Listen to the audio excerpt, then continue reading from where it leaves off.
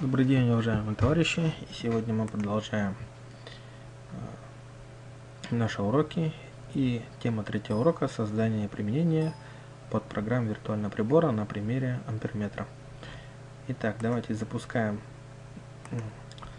нашу среду разработки.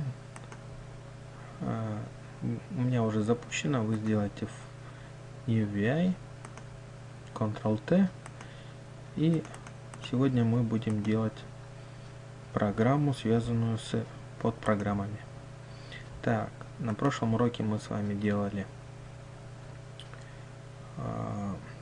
программу, которая у нас высчитывала силу тока. Вот. Ставим ее и делаем, создаем элементы control. Напряжение, сопротивление и силу тока. Индикатор. Так. Теперь нам понадобится subVI, которые были у вас заданы в домашнем задании. Выбираем их. Select VI. Ohm. Поставим. И Select VI. Вольт. Так, открываем. Сопротивление должно было выглядеть следующим образом. Напряжение мы делим на силу тока и получаем сопротивление по закону Ома. Так, далее нам нужно настроить Shelf Connector, чтобы мы могли применять нашу программу как подпрограмму. Закрываем, сохраняем. И напряжение аналогично настраиваем. Вот таким вот образом.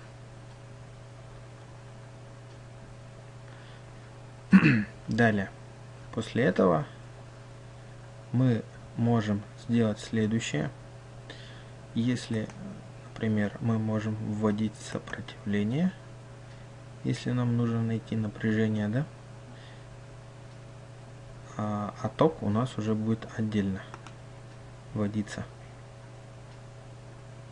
Control, например. Так, теперь давайте выставим наш индикатор для каждого элемента.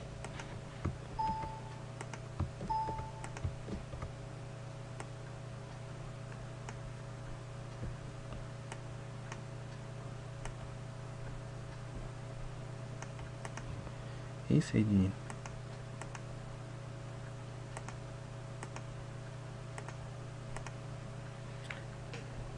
Далее. Теперь у нас имеется некое подобие мультиметра. То есть мы можем нажать напряжение, поставить сопротивление, ввести силу тока.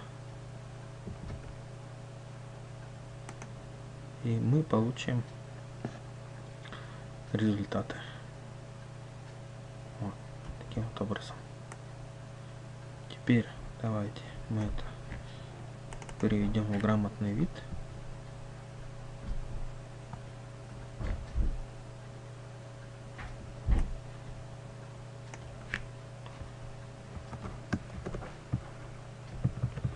Назовем это виртуальный прибор.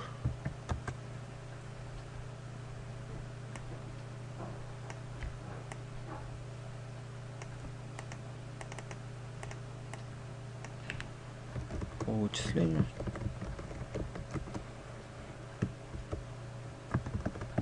Напряжение.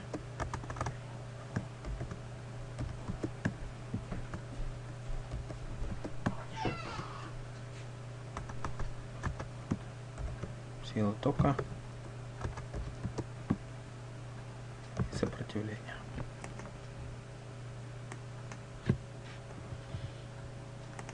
2 раза кликнем, сделаем стать полужирным и сделаем Shift 24.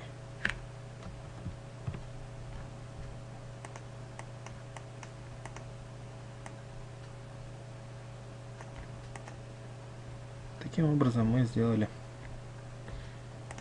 полноценный виртуальный прибор,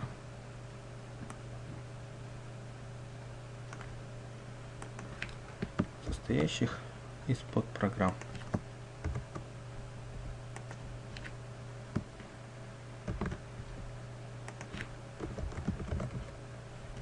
Снизу мой ник.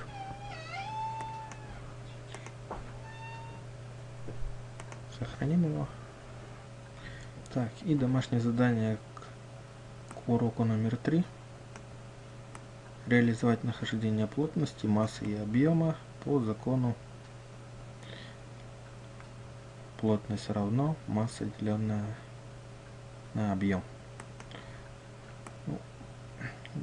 До следующего урока. С вами был Иван Филиппов. До связи.